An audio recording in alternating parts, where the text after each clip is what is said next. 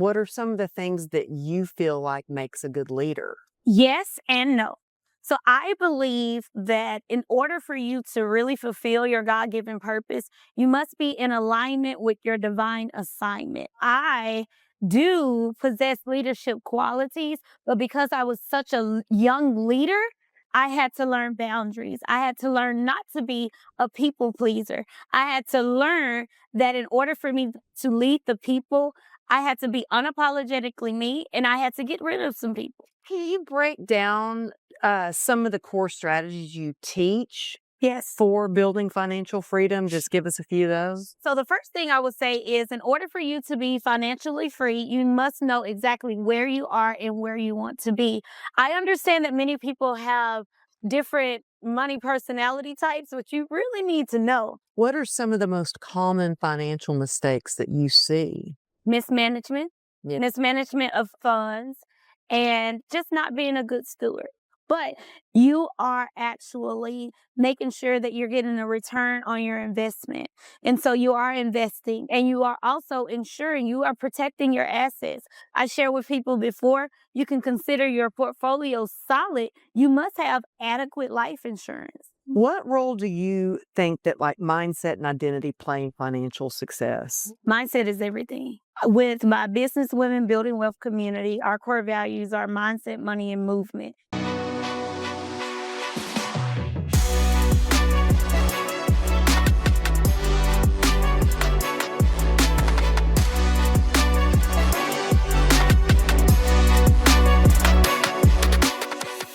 Today, I have a real treat for y'all. Dr. Terri Alford is here. Yeah. I love this woman. When I first met her, I was speaking at an event and I was like, who is this lady? I love her energy. I need to have her in my life. And I found out we're basically neighbors. Yes. And then I was so honored to be honored at one of your events. Yeah. That was like phenomenal, on fire, the women that you attract. Yeah. And so I was like, I really need to have you on the show because everybody needs to experience your energy and your wisdom. And I'm also honored that this is the official MC for the Unstoppable Success Summit. I was like, I begged her, could you please be the MC for this year's event? Because you can light up a whole room, every room that you walk into. And so thank you for being here. And Thank you for having me. Oh my goodness. I feel so honored. Oh, thank you for driving over, and you're just amazing, all the things that you're doing. And we're going to talk about something that's really important that a lot of people don't talk about. I mean, it's an important conversation because we're talking about an area of your lives about money, about wealth, and about legacy. Something that you teach. And, you know, Dr. Terri is the founder of the TNA Financial Group and passionate advocate for helping women and entrepreneurs build wealth with confidence, clarity, and purpose. And your story is powerful. I think you'll get along well with Cole because he used to be in education. Cole's our videographer, part of the family. But yeah, you guys are going to totally hit it off. And this isn't about fear or scarcity, y'all. This is about empowerment. And that's why I wanted to have you here, because I know I need to learn more about wealth and about the legacy, but also that we all have a different relationship with money. And if we can kind of change that, then we can achieve that real wealth. So how did you go from being in schools to being where you are and leading a huge team? Yes. Thank you so much for having me. Thank you so much for asking the question. So I am a former educator. I'm a former principal as well. And so in 2019, I decided to take a break. Before I started my break, I was building my business part-time. Well, I haven't had a job since 2019, so I just stayed on break because the pandemic happened And 3 months into 2020, my mother was diagnosed with breast cancer. My father was diagnosed with cancer as well in May.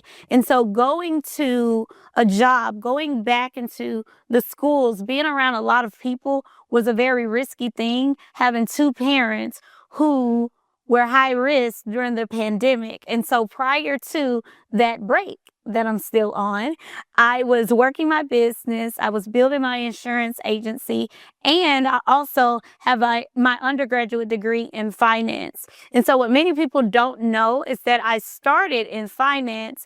I got into a program called Teach for America, which relocated me here to Dallas, Fort Worth. And then after Teach for America, I went back into the finance world.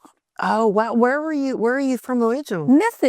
Memphis, Tennessee. Oh, my goodness. Yes. Yeah. This marks my 12th year in Dallas, Fort Worth. Oh, wow. And you are so connected here. Yeah. You have such an amazing group of women. So I think that you are just a natural leader, but I want to talk about leadership because, of course, when you were a principal, you had to be an incredible leader, and which probably entailed respect and boundaries. And then was it easy for you to transition into your leadership role now because of that? What are some of the things that you feel like makes a good leader? Yes and no. So I believe that in order for you to really fulfill your God-given purpose, you must be in alignment with your divine assignment. And so I have the spiritual gift of teaching, and I know I am a teacher, but I've also learned that I have the mantle of Joshua on my life. And so many people have the misconception that Moses led the people to the promised land. Moses didn't make it to the promised land. It was Joshua. It was his understudy. And so I do possess leadership qualities, but because I was such a young leader, I had to learn boundaries. I had to learn not to be a people pleaser. I had to learn that in order for me to lead the people, I had to be unapologetically me, and I had to get rid of some people. I had to fire people. I had to start over with my team at times, and I had to really set the standard of what the new standard was going to be for where we were going and not look at where we have been. And so as I continued to grow as an educational leader, I was getting stronger and stronger with leading my team. But when I started my business, which is my agency, I thought I would have a team of people who had enough intrinsic motivation. They would be people of integrity. And again, this is during the pandemic. So I'm bringing self-employed agents into my agency, and I'm thinking that everybody thinks like me. Everybody wants to do well. Everybody wants to move with honesty. No, that was not the case. And so I learned the hard way how to have stronger boundaries, because in our industry, we're able to be paid pretty well for the work that we do. When we deal with insurance plans and annuities, we can get paid really well, really, really well. And so for people who are not used to receiving tens and thousands of dollars at a time, their eyes get really big. And if they write bad business and you're the leader of the person that's writing bad business and that business charges back, then that business becomes your responsibility. And so there was a time in which I was making quite a bit of money. My agents were bringing in quite a bit of money, but the business that they wrote was not the best business. And so when that business charged back, that chargeback debt rolled up to me. Oh. And so I'm thinking like, wait a minute. I have this debt. This is your debt. This is not my debt. What do you do about it? What do you do? Well, there are a lot of ways to handle it, but some people actually left the industry. Some people who I considered to be friends, colleagues, people that were close to me, they left me with the debt. And so I decided I don't want to build a team. I don't want to build a team. I don't want to build an agency. I just want to build my business by myself. But again, that's not the mantle that I have on my life. I am a trainer. I am a teacher. I am a speaker. I'm an undercover preacher. I'm all of those things. Love it.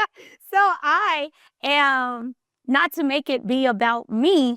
I am truly to live out my God-given purpose. And so over the last 5 years, I've really had to grow as a leader who is building her own agency and her own business and having the same type of boundaries, the same type of systems, the same types of automations, the same types of operations that I had when I had the school. Because when I had the school, it was easy. It was someone else's business. It was someone else's baby. It was someone else's organization. But when I became the leader of my own organization, I didn't initially put all of those things in place. Yeah. I learned the hard way that I needed to put those things in place because people are going to take advantage if you allow them to take advantage, because they see you much bigger than you see yourself sometimes. And so I'm like, well, I'm a business owner just like the next person. But of course, they saw me on a much higher level than I saw myself. And so they're like, surely she can pay that back. She can pay that back. The debt can go to her. And so that's the hard part of building a team and being an entrepreneur and being the first entrepreneur in your family. I work with quite a few Henrys that are high income earners, not rich yet. High income earners, not rich yet. High earners, not rich yet. And the reason that they're not rich yet is because they make great money, they make great income, but they have not gotten to the point to where they're really able to build true wealth. They're still living sale to sale. They may make multiple six figures, but they're still living sale to sale. There's still some dollars that are leaking from their business. They're still making money, but they're not able to save enough money to retire. They're not thinking about the end goal. They're thinking about, well, how do I look on social media? How do I look to my friends? How do I look to my family? Instead of how does this look on paper? Yeah. Can I sell this company for millions of dollars? And what happened for me was when I got into the mastermind that I'm in now, I realized, I said, okay, well, I'm $1 million producer. I'm doing well. However, I am not able to sell this practice without having replacements. I have to learn how to replace myself because if I want to sell my agency for millions of dollars, I cannot be the main breadwinner. I need a sales force. And so that mindset has shifted how I'm moving in my business now. And so when you ask, was it easy to transition from being a teacher to a business owner or being a principal to having my own agency? Yes and no. Yeah. Yes and no. I know that's a long story. Well, no, but it's so good and it's so important because I've done the same thing where I expected for, people, well, of course they're going to be honest, or of course they would do that. That's what I would do. And I'm like, and I used to have my best friend tell me all the time, she'd say, Amberly, not everybody is like you. And I'm like, yeah, it's so true. But I want to ask you about, and I love that, especially because I just have been looking, we're just about done with our taxes, which is not fun to actually look at like, yeah, you made some money, but how did you spend it all? But to look at where it's leaking in your business, like how much money I spent on certain things. And also I like that you shared that, people saw me, oh, well, she's this business owner, she can handle the debt. I've had people before that have pitched me even for like, a media event where they wanted to charge $30,000 to record one of my events. And I'm like, $30,000? Like that, I don't even make that in the ticket sales. Like, I don't know who you think I am. Or I've had people that, I buy a first class ticket to fly a speaker out and they've leased a private jet. And I'm like, who do they think I am? I'm like, the second richest woman in America. So I'm like, I need to be smarter about things. So I'm glad you're here to kind of teach me. But before you make me smarter about things, I want to know, tell people what exactly is your agency. There might be somebody listening that's like, well, what is her agency? I want to be a part of that agency. I like her. Tell people about the agency. Excellent. So I own TNA Financial Group. My name is Dr. Terri Alford. I'm known as the Women's Wealth Strategist, and I specialize in helping business owners and professionals build wealth and financial freedom so that we can live, lead, and leave multi-million-dollar legacies. Again, I say live a multi-million-dollar legacy, lead a multi-million-dollar legacy, and leave a multi-million-dollar legacy. I do that through my Attract Abundance framework, but I also teach you how to retire wealthy. So in layman's terms, I am an insurance producer, and I also specialize in retirement planning. The reason that I love working with women and business owners who are in transition is because sometimes my clients are leaving their job to go full-time in their business. And so they're looking for an opportunity to reinvest those funds. And so they're questioning,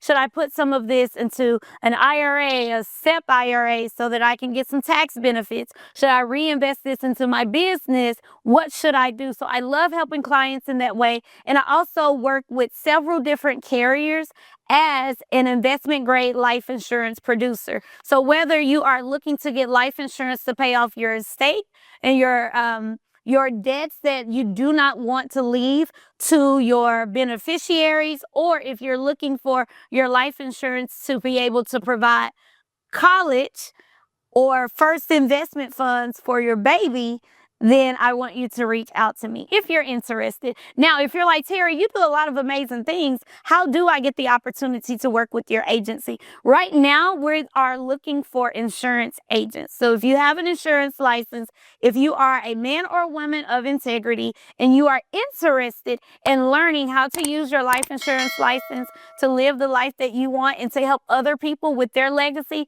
then I encourage you to reach out and check us out, because again, we are an award-winning $1 million producing agency. Oh my gosh, is she fire? And Yes. I'm like, yes, undercover preacher. I love it. I love it. Well, can you break down some of the core strategies you teach yes. for building financial freedom? Just give us a few of those. Yes, absolutely. Because we all want some financial freedom. Absolutely, absolutely. So the first thing I would say is, in order for you to be financially free, you must know exactly where you are and where you want to be. I understand that many people have different money personality types, but you really need to know what is your money personality, so that you can work with someone who can help you become strong in the areas that you're stronger in, and then the areas that you're weaker in, they want to help you become stronger in those areas too.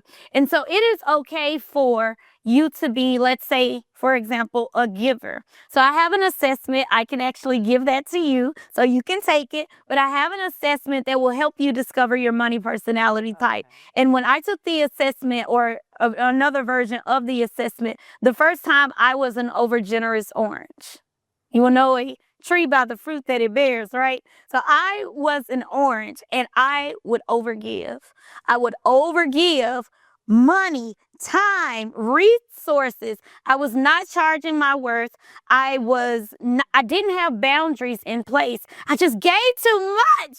So I was an orange. I feel like that might be. You may be an orange. I think you're an orange and a dragon fruit. Wait till I tell you about the dragon fruit. Okay. So you have the overgenerous orange, and then you have the delusional dragon fruit. Well, I'm a little delusional. I know. Me too. So the delusional dragon fruit is the business owner or professional who have these big pie in the sky goals. And they're like, you know what? I can always make more money. So they are willing to accept risk that others may not accept, because they're always going to bet on themselves, which is good, right? Which is good, but they can be a little delusional in making decisions that most people wouldn't make. Oh, so that's me too. Yes. I see. So the thing about it is, most people are going to attract the type of fruit that you are. So I tend to attract the overgenerous oranges as well as the delusional dragon fruits. But some people may be an avoider apple. And an avoider apple is a person who they refuse to look at their account. They don't want to know where the money is going. They don't want to look at the numbers.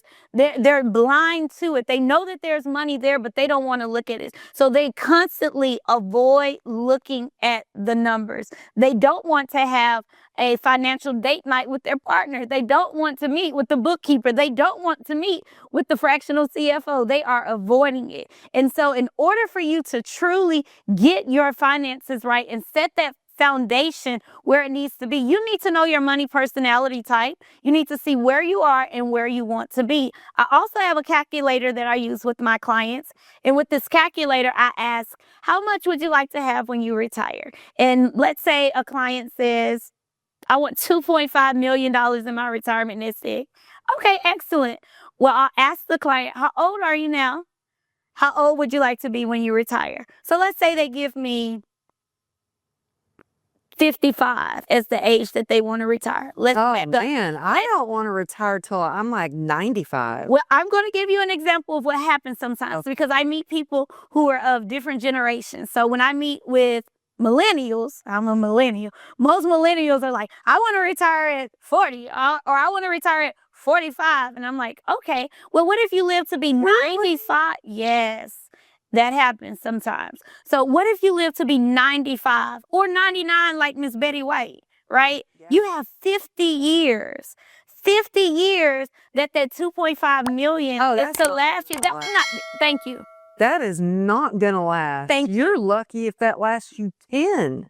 Thank you. Which is why we have the calculator, because it gives people that aha moment. Instead of saying, I want 2.5 million and I want to retire in the next 5 years, they're able to look and say, well, maybe that's not going to be enough, or maybe I need to work a little longer. Woo. Instead of retiring in 5 years or 10 years or 15 years, they may need to retire in 20 years, or they may need to save more money for their retirement. Yeah. So that's one of the things that I would say people need to actually 3. So the first thing is know exactly where you are and where you want to be. Second thing is understand your money personality type. And if you are married, understand your spouse's money personality type. And if you don't have the same money personality type, you need to have some date nights, some money date nights.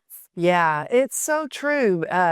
Johnny and I had to have a conversation about, and he finally asked me a question that really helped. He said, how much do you need to have in the bank to make you feel safe? Ooh, and I was like, beautiful. Yeah, because I was constantly like, no, I do not want to touch that money. I was at a point in my life where I didn't know how I was going to pay my rent to keep a roof over my daughter and our heads. I didn't know, should I buy toilet paper or a can of soup? Like, it was scary. And I thought, I will never be in that position again. And so for me, I think from that, I was like, I need to have a certain amount in the bank in case something happened and I was out of work or whatever, I know I would be good.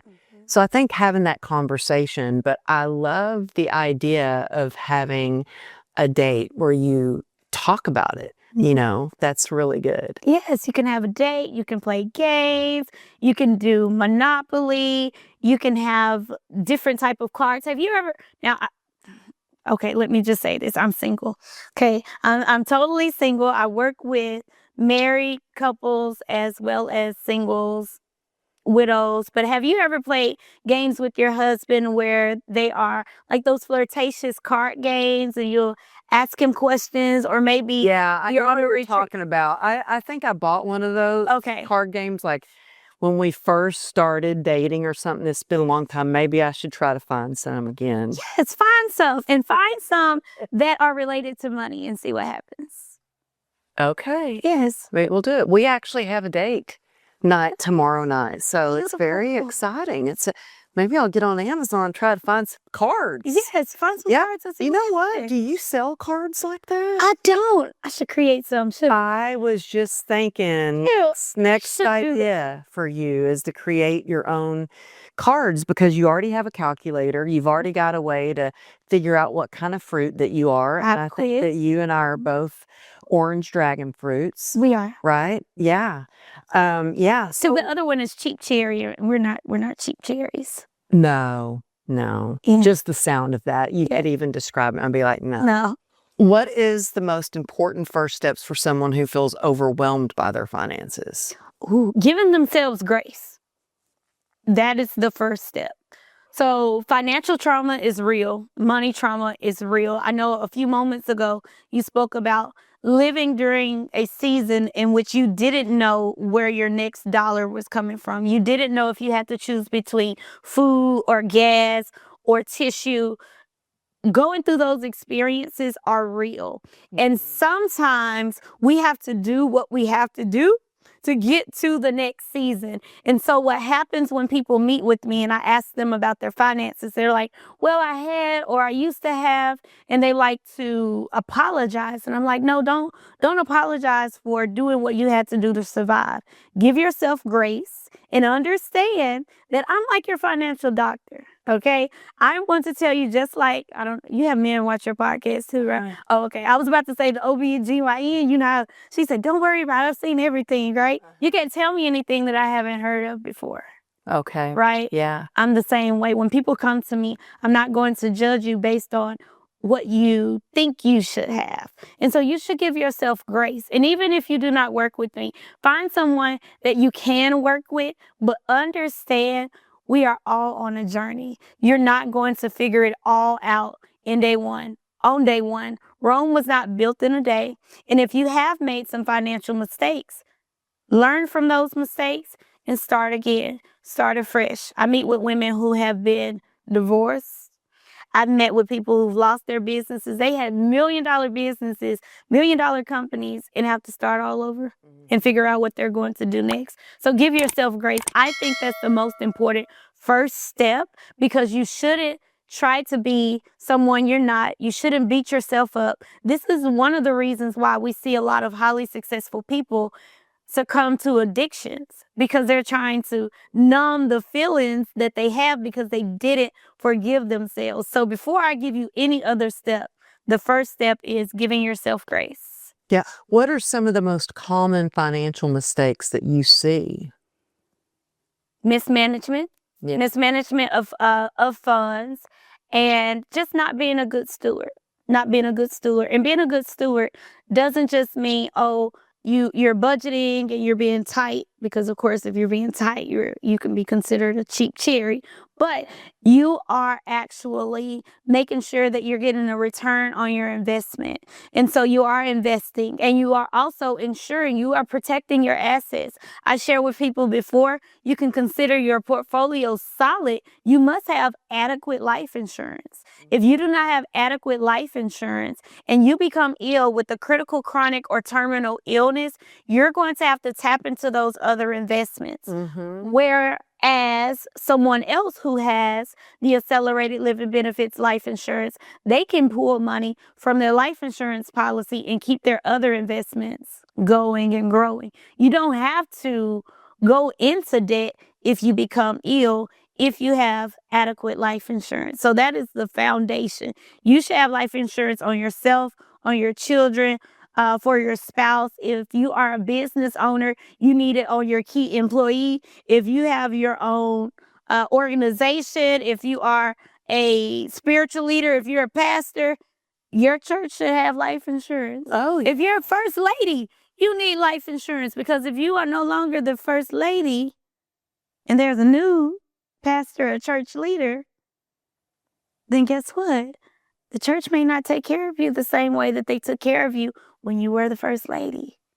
Right? So we must make sure that we're not just managing the money and multiplying the money, but we also want to make sure that we are getting a great return on our money, and we're planning for the unexpected.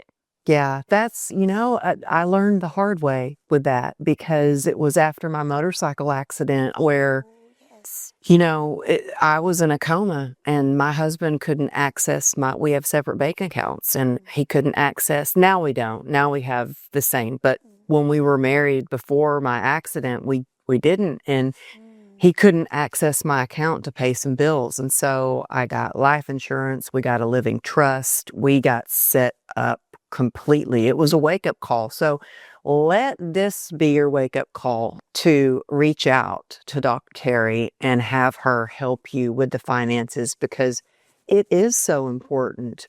I mean, even with having, your pool guy come over to the house, what if he gets injured on the job?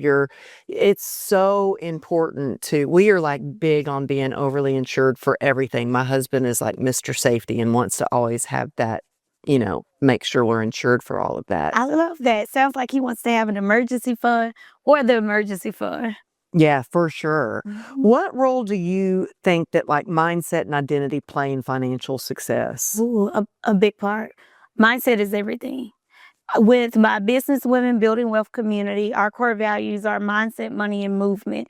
And before women are truly able to make the moves that they need to make in their personal life, business life, spiritual life, it all starts with the mindset. All start with the mindset. I mentioned before that I'm in a mastermind, and that's not the first mastermind that I'm in, but I believe in development. I believe in personal development, business development. I believe in being around people who are light years ahead of where I may be in an area. One, because that fuels my fire, but also because I know I always have a mindset shift. And so even with the people who are watching your podcast or who have been exposed to you, I highly encourage people to get into masterminds. Every year, I will encourage someone, even if they're not working with me, get into a mastermind, because when you're in those masterminds, you're able to be exposed to things that you have not been exposed to. You're able to learn different ways to invest. Maybe you've only heard about conservative investments, but then you get into a mastermind and you hear about this project that they're building, where they're building several apartment complexes, and everybody in the mastermind is investing into the apartment complex together. Well, you would not have known about that opportunity had you not been in that mastermind. Maybe you're in a space where they're telling you about the next thing that's going to be big with cryptocurrency. Well, if you weren't in the room, if you weren't at the event, if you were not in the mastermind, you would not know that. You would not have been exposed to that. So I believe that mindset is important, but what comes with mindset is exposure. Because if you are only working on your mindset by staying in your own little corner, in your own little chair, you know where that's from? Cinderella? Okay. Oh, was that what? Yeah, Cinderella. Have you ever seen it? Yes, but I don't remember that. In my own little corner, in my own little chair, I can be whatever I want. Okay. Amberly, I have a song for everything, but I love it. As long as you stay in your own little corner, in your own little chair, isolated, you are going to miss out on how you can really grow. You have to get outside. You have to make sure that you're connecting with other people, and never be afraid to network up. Sometimes we're too confident or overconfident, and we only want to network across. Well, I want to be networking up. Yeah. And I remember I'm so glad that you brought up masterminds, because I can't tell you how masterminds have changed my life. Having a coach, having a mentor, and the very first mastermind I was ever in, this is years ago, I learned about cryptocurrency. I never would have known what that was, but also from that mastermind led me to go, well, I want to do my own mastermind. And that's when I got certified to be in the Mastermind Association. Go on out, Nugget, or just sit here.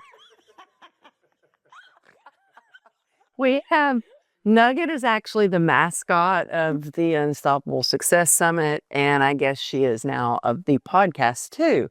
But yeah, I'm so glad that you brought up masterminds, because it is powerful just getting around like-minded people. And I'm sorry you have a dog tail on you. Okay. It's okay. It's all good. Look, it's all good. At least she doesn't shed, though. She doesn't shed. That's true. Yeah, she doesn't shed. So that drives me crazy. I'm sorry. I can't have that. So that's why we have Nugget. Right. Well, they say babies and dogs know good people. So and that's an indication that I'm a good person. She will not leave me alone. She won't leave you alone. She loves you. That's right. Yeah, so thank you for all that you've been sharing. And I love that you talk about mindset because I do think it all starts with mindset, self development. And if you've got somebody who thinks that they won't ever make enough money, they will always be poor, they will always struggle, then you will probably always struggle if that's what you think, your beliefs. I knew from a young kid, I was like, I am getting out of this small town. I am going to make something of my life. And if I work hard and get around the right people, it's going to happen. And I think that's so important. So I'm so glad that I mean, well, I always thought we think alike. That's true. How has your own relationship with money evolved over the years? Great. My relationship with money has evolved because now I understand that money really is an energy. And I believe that I attract money. And it's not a matter of, oh, I have to work a certain number of hours to make a paycheck that's going to be the same every week, every month. I truly understand I have the power to call in money any day I want to. I can wake up and say, okay, I want to make some money today. Make a few phone calls, send a few text messages, follow up on a few leads, and it's done. And so I have more control over my life and the money that comes into my life because of my mindset. When previously I would think, oh my goodness, I don't want to run out of money. I never want to run out of money. But now I understand I'm not going to run out of money if I operate like I'm not going to run out of money. Money is an energy. I can always make additional money, additional income. And then I also make sure I'm positioning myself to know that money is coming in, where it's coming in from. So I have my money that I make based on what I do, and then money that comes in based on what I've done. Right? That's good. And so I don't fear running out of money like I used to. How important is it for someone to have residual money? It's very important because we want to be able to enjoy life. I've been considered a workaholic. However, this year I will be taking quite a few trips, quite a few vacations. I'm excited about going to Bora Bora. I'm excited about going to Portugal and Spain and a lot of other places where I can really unplug. But again, I used to be tied to my laptop, tied to my business, tied to my work because I was afraid of running out of money. And so now I know, again, money is always going to come, and I am preparing for the legacy that I want to leave and the legacy that I want to build. So I am 35 years young. I am 35 years young. You know, 35 was like the best years of my life. I bet. It was. I know you were a rock star. Yeah. Oh, yeah. Oh, best year. I think 35 was like probably my favorite year. Really? 35, 36. Yeah. I'm sure. I'm sure. So I'm 35 years young. I don't have any children. I'm not married. I would love to. Yeah. After I'm married to the right person. So in this season right now, the way I see it is I have more time to build, and I want to build residual income. So when the next season comes, when I am married, when I do have children, I don't have to work my business the same way. I don't have to work as much because I have built the residual income. 35 years young. Yes. But you know what? I'm having real fun in my 50s too. I can believe that too. You are a fun person, period. You are a fun person, period. But one thing that I've noticed too, and this deals with mindset, I used to think that my age in this industry was my disadvantage. And so I was like, people are not going to listen to me speak about retirement plans and IRAs and annuities and insurance. I didn't even think of that. I really honestly just go off of your energy. I know now.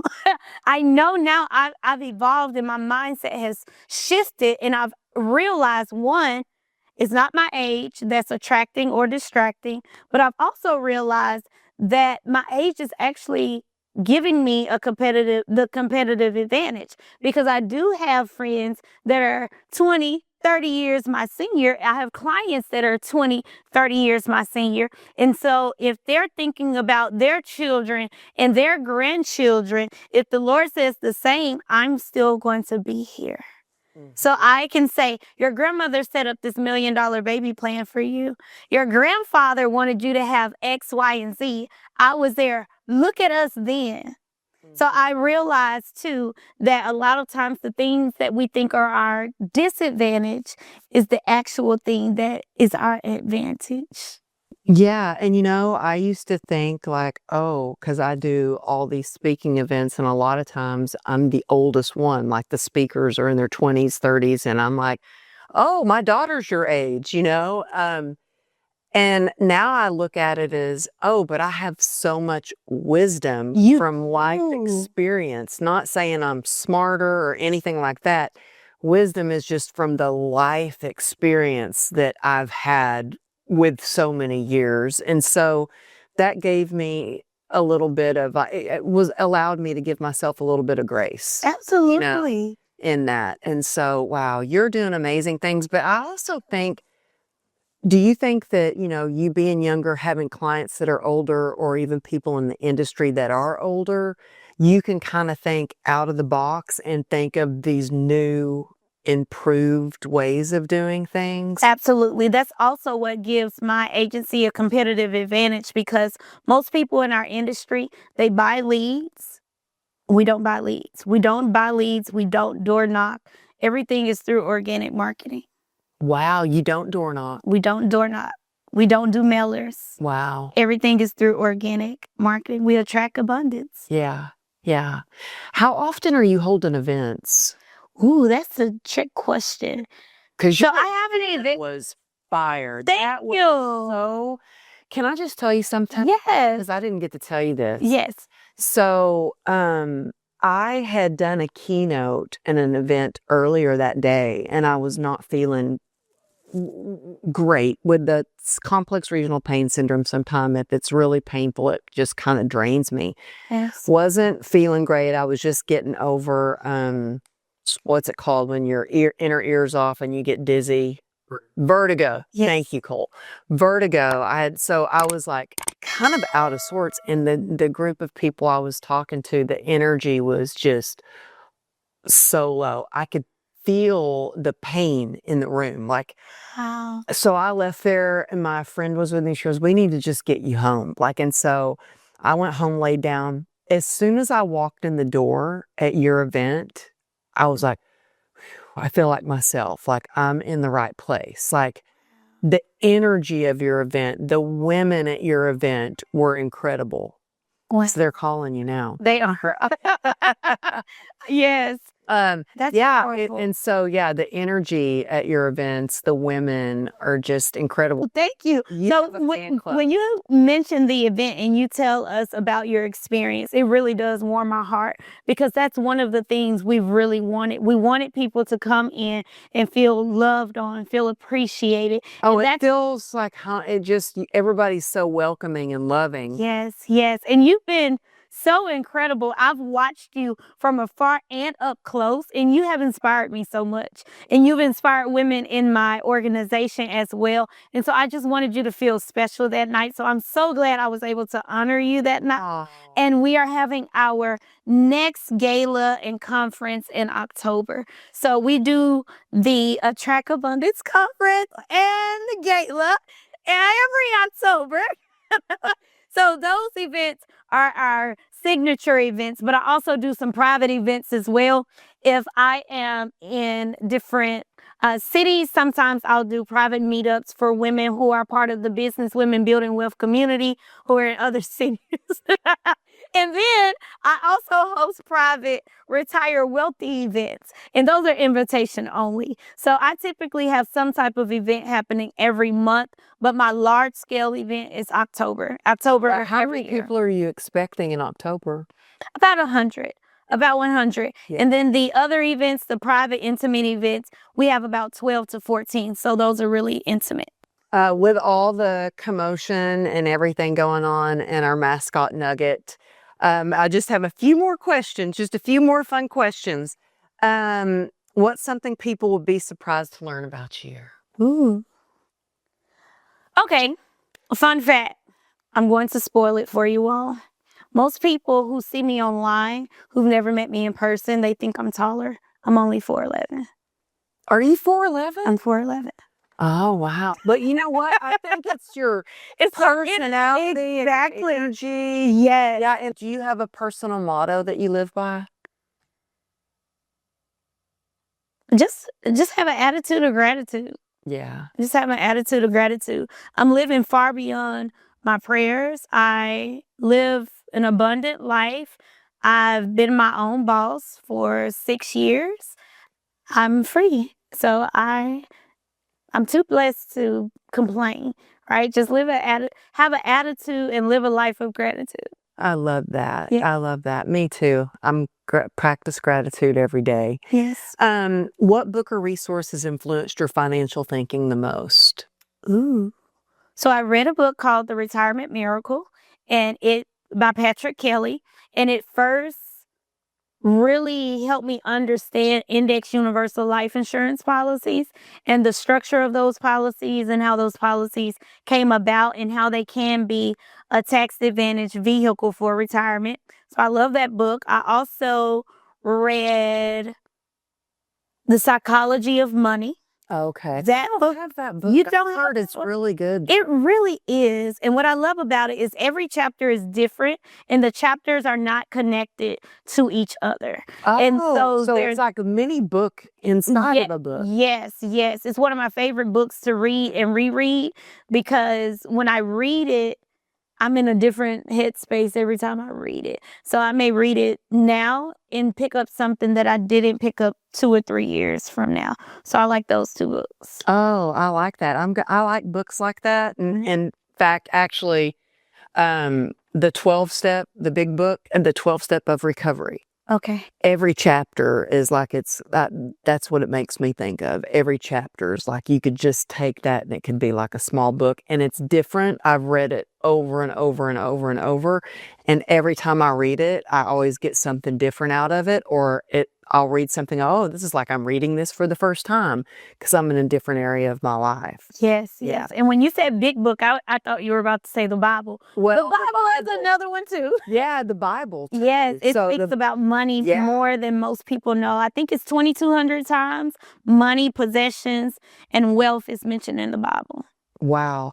Why do you think it is that so often, well, I kind of grew up that, oh, you don't talk about money and money's the root of all evil, all those things. And I don't know if that's more of a Southern thing.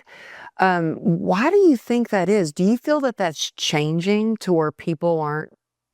I think it's miseducation and just misunderstandings. That's not how the verse was actually written. It didn't say that money is evil. Money is not evil. Money is an energy. Money is a spirit, but it's not evil. The love of money is the root of all kinds of evil, is what the verse says. But the Bible also says that God gives us the power to build wealth. The Bible also says that the wise have luxury, right? But the fool spends whatever he gets. And so there are many scriptures in the Bible that support the idea it is okay and it is decent and in order for us to live an abundant life and retire wealthy. And so I think it's just miseducation. And I think it's changing a little bit because of social media, but we still have a long way to go, especially men and women of faith. Yeah. Well, you are changing the world. Am I? Yeah, you're a world changer. Oh, thank you. And I can't wait for you to just rock the stage at the Unstoppable Success Summit. I can't wait either. Oh my goodness. Tell people where they can find you if they want to work with you, if they want to find out when your next gathering or your next annual event is in October and how they can be a part of it. What's the best way where people can find you? Yes, absolutely. So you can actually send me a message directly at 903-224-6151. You can send me a message there. You can also go to jointerri.com Join Terri, TERRI.com. You will be able to see information about our Business Women Building Wealth community and any local events that we host, as well as the conference. You will also see any opportunities to hear me speak at another event. Your event is on that page as well. And so if you are looking for me on social media, you can find me at Dr. Terri, TERRI.ALFORD. Thank you. And thank you so much for tuning into the show today. Appreciate you being here. It's because of you. You've made this a top 1% podcast. So thanks for tuning in. And if you found some value in this, make sure to screenshot it, whether you're listening to Apple, Spotify, or watching here on YouTube, and can see our little mascot Nugget, who is finally asleep. Take a screenshot and tag us. I always love when I see that, and I will share it again on my story. So thank you. Keep choosing courage, keep building with purpose, and keep finding joy through the journey. And we'll see you next week.